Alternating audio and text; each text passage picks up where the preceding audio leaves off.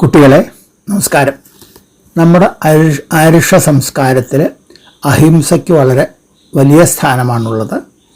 പരോപകാരം പുണ്യായ പാപായ പരപീഡനം എന്ന് നിങ്ങൾ കേട്ട് കാണും.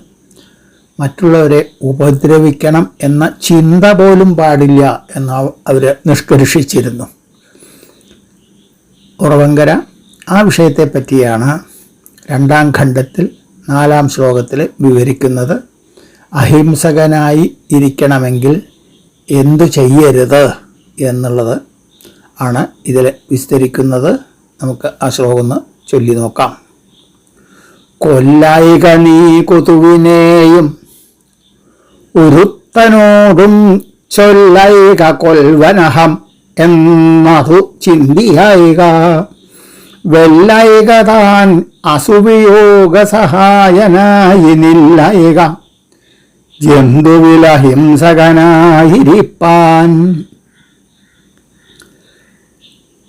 ജന്തുവിൽ അഹിംസകനായി ഇരിപ്പാൻ നീ കൊതുവിനെയും കൊല്ലായിക.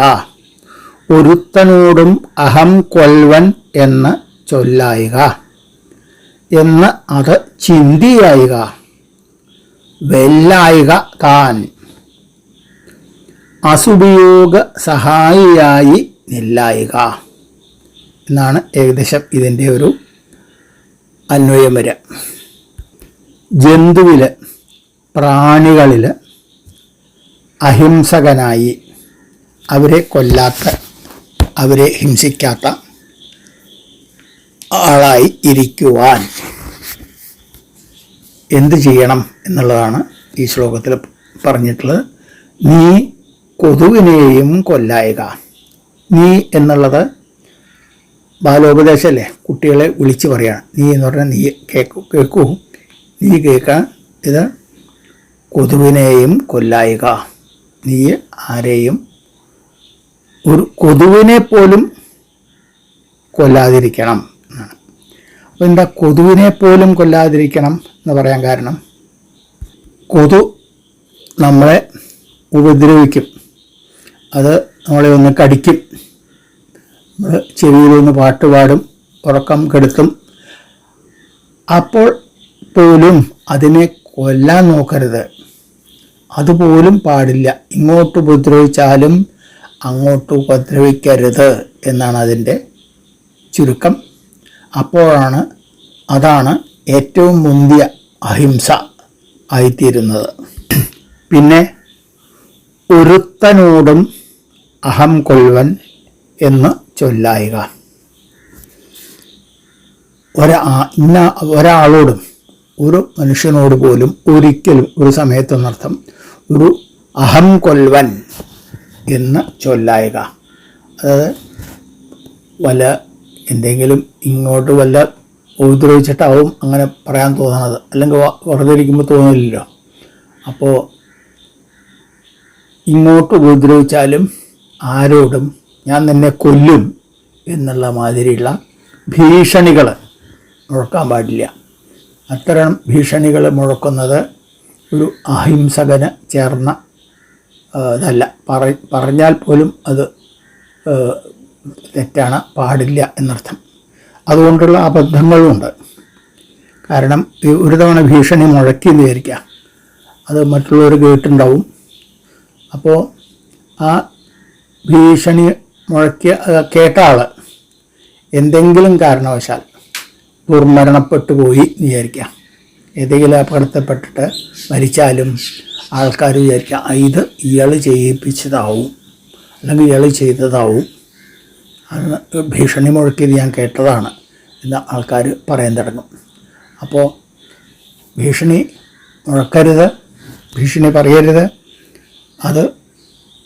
അത് മാത്രമല്ല, പറയരുതെന്ന് മാത്രമല്ല, അത് ചിന്തയായിക.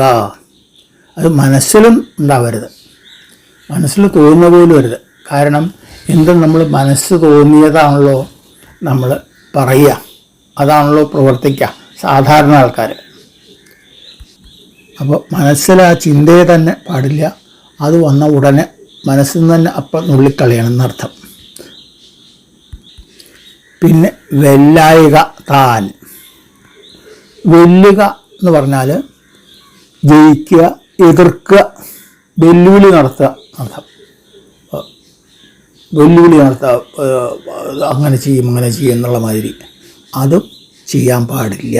അതാണ് വെല്ലായിക. താൻ ആരെയും അങ്ങനെ എതിർക്കാൻ പാടില്ല. കൊല്ലരുത്, മറ്റുള്ളവരെ ഹിംസിക്കരുത് എന്ന് മാത്രമല്ല, അസുപയോഗ സഹായിയായി നില്ലായിക ആണ്. അസു എന്ന് പറഞ്ഞാൽ എന്താ? പ്രാണൻ.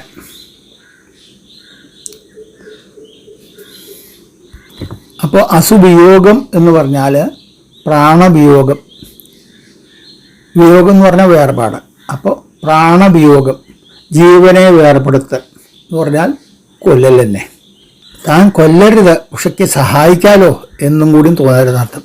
കൊല്ലാൻ സഹായിച്ചാലും അതും ഹിംസ തന്നെയാണ്.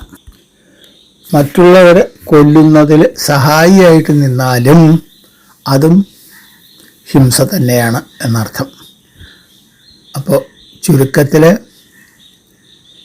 ഇങ്ങോട്ട് ഉപദ്രവിച്ചാലും അങ്ങോട്ട് ഉപദ്രവിക്കാൻ തോന്നരുത്. ഒരുത്തനോടും ഞാൻ നിന്നെ കൊല്ലും എന്നുള്ള മാതിരി ഭീഷണി മുഴക്കരുത്. അത് മനസ്സിൽ അങ്ങനെ ഒരു ചിന്തയെ വരാൻ പാടില്ല. ആരെയും വെല്ലുവിളിക്കരുത്. പിന്നെ ഹിംസയ്ക്ക് കൂട്ടു നിൽക്കരുത്. ഇത്രയും കാര്യങ്ങളാണ് ഒരു അഹിംസകനായിട്ട് ഇരിക്കാൻ വേണ്ട കാര്യങ്ങൾ. അതാണ് കവി ഇതിൽ വിസ്തരിച്ച് പറഞ്ഞിട്ടുള്ളത്. മറ്റുള്ള ജീവജാലങ്ങളിൽ കരുണ വേണം, അവരെ ഹിംസിക്കാതിരിക്കണം. ഹിംസ മനസാ വാചാ കർമ്മണ ചെയ്യാതെ ഇരിക്കണം. ഇത്രയുമാണ് കവി നമ്മളെ ഈ ശ്ലോകം വഴി ഉപദേശിക്കുന്നത്. നമുക്ക് ശ്ലോകം ഒന്നുകൂടി ചൊല്ലാം. കൊല്ലൈക നീ കൊതുവിനെയും ഒരുത്തനോടും ചൊല്ലൈക കൊൽബനഹമെന്നതു ചിന്തിയൈക.